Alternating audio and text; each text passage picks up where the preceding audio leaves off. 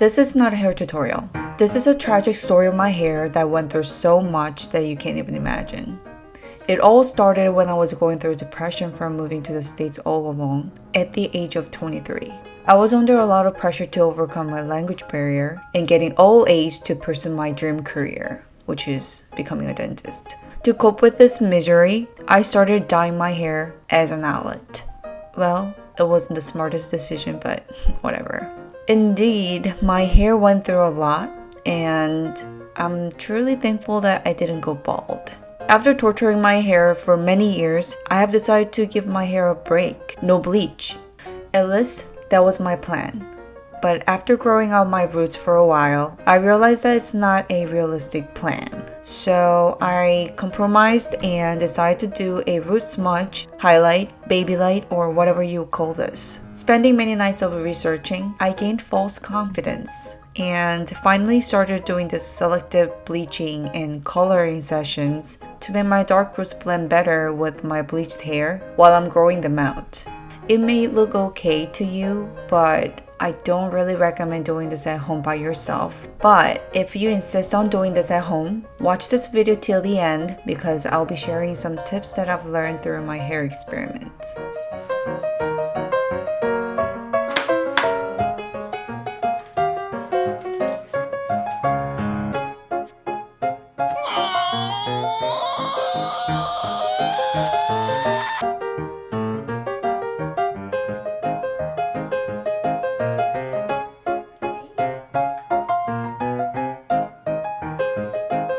Our goal is to blend the area that show when your hair is down or tied up.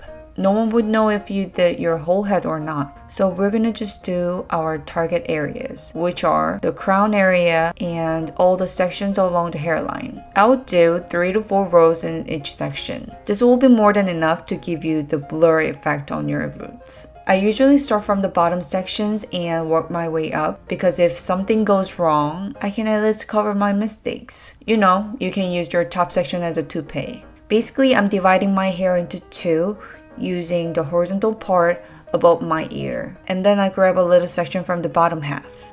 It has to be a very thin section that is linear because we'll be weaving the section and bleaching them selectively. The weaving part is the most challenging part of this experiment. So you will have to practice this and be comfortable with it before you attempt. Once you weave the hair out, put a piece of tin foil underneath what you weaved close to the scalp.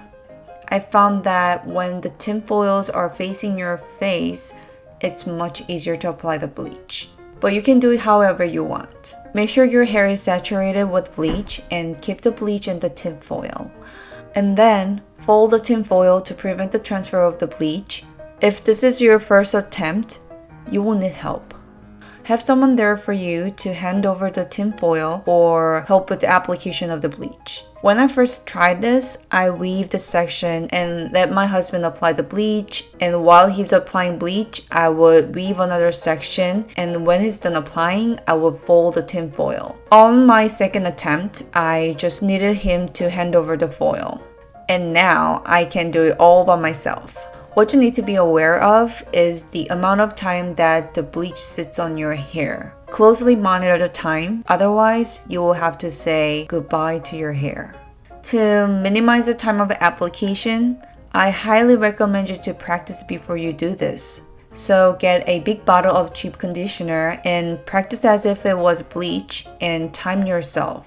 If you can complete the application within 30 minutes, you're pretty much ready for the real thing. It's doable because we are not doing our whole head.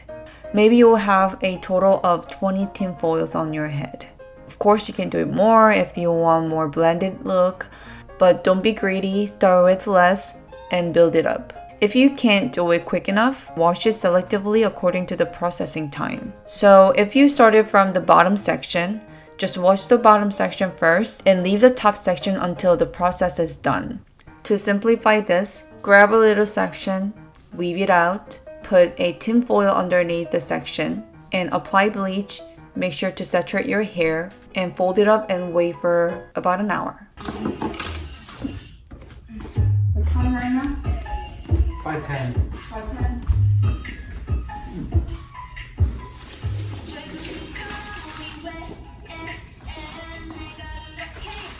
After selective bleaching is done, I usually tone and color my entire head. I'll put all the products that I use in the description box. Wait, let me fix my hair. Yes, yes. Yes, yes. No passing my dress. Yes, I think I'm ready. Here's another tip. If you make any boo-boos or your newly bleached sections are not blending in, apply medium brown hair dye, preferably Demi-Permenant one, onto your scalp, covering the junction of your newly bleached hair and your virgin hair so that the transition is seamless.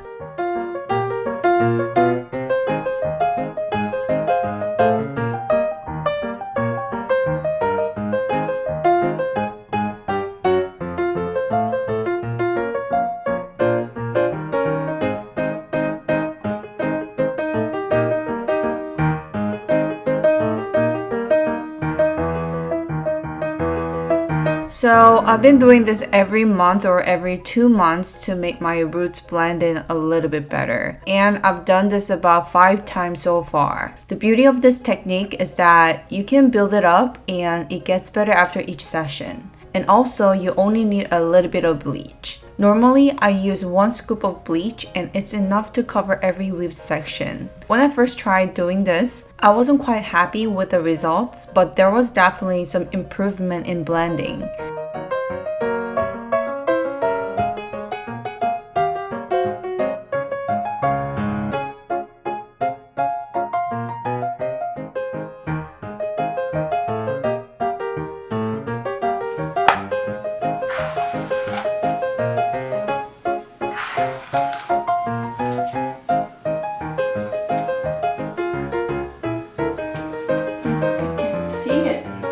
As I got comfortable weaving and using tinfoil, the result got better. And it seems like each session adds dimension to the hair, so it looks more natural. I've recently did it again, and this is my current root status. So what do you think?